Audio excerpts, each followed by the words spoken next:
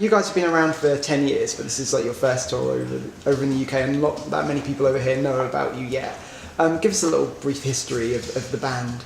Well, Lewis, the guitarist, my imaginary friend right here, and I started the band when we were in college in Florida, and we were just kind of assessing life, and you know, we were politically involved, especially in college, and when George Bush won the election against Gore, we kind of felt like, oh, well, he's probably going to blow up the country anyway, so why don't we go do what we really want to do? So we moved to California and started doing the band. You know, we worked day jobs and did the band for about 5 years. Put out our first record on our own. It was called Eat My Heart Out. It got picked up by Lookout Records. And then, you know, we toured on that one. And since we've put out 2 records on Blackheart Records. So, and now this is just what we do. I joined the band 4 years ago, so but I've known these guys. I know Lewis and Kelly for 8. Our very first tour ever was our 2 bands together in a band. My old band. His old band. The Dollyrots. What was your other band? We were called Bang Sugar Bang, and we did a lot. We did a couple tours early on, didn't we? And then we all did our thing. When I left my band about 2 months later, their drummer left. So it just made sense. Finally, it kind of all went together. Well, found a place. Okay, tell us about the new album, A Little Messed Up, just came out over here.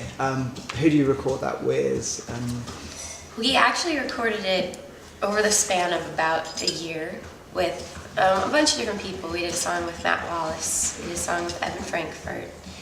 We did the bulk of it with Chris Testa, who engineered Jimmy Eat World, and he engineered our first 2 records.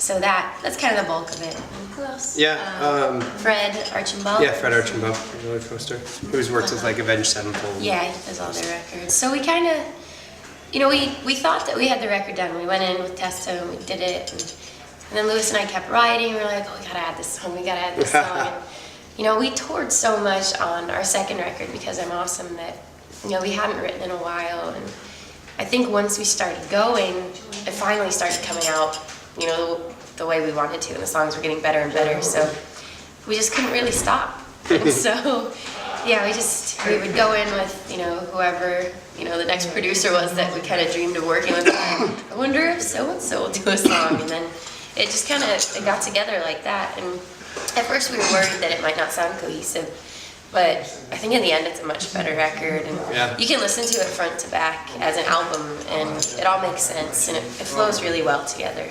And there are a lot of songs that didn't make this record. Yeah. We wrote and demoed out like 29. There were a few times we were like, okay, it's done. Let's give it to the record label and see what they think. And then it was like, oh wait, we wrote this other thing. So then we'd record that, and then like it was like back and forth. But because of it, we ended up with 3 or 4 songs on the record that are amazing and wouldn't have been on there. Yeah, it's true. For sure.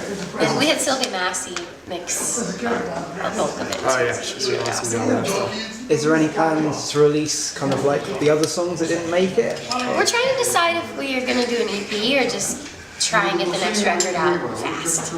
Yeah, and some of those ones that didn't make it on this could make it on the next record. There's some really great ones that didn't, but it just depends on where they fit in, you know? Yeah, so. like sequencing, like we're really into making an album. And so some of my favorite songs aren't on this one because they just didn't really fit in right. Yeah. So. Is that important to you, making like a proper album from start to finish? Yeah. Because a lot of bands now, obviously, with like iTunes and everything, it's all about like single songs. Singles, yeah. Let's just do 3 singles. Well, if you're gonna do singles, release the single. You know what I mean? Like we did that with California Beach Boy before the record came out. We released a single just to keep people happy and keep their palates wet, you know, and that went great. That went really great. And then that one was great, and it worked great on the record, so we just kept it, you know. I feel like the way I listen to music is just as a fan of the band, and I like to listen to albums from front to back. And I don't think there's enough thought put into it anymore a lot of the time. It's like, oh, we got these 3 songs, they're great, let's just throw the rest of them on here. It just doesn't make sense to me.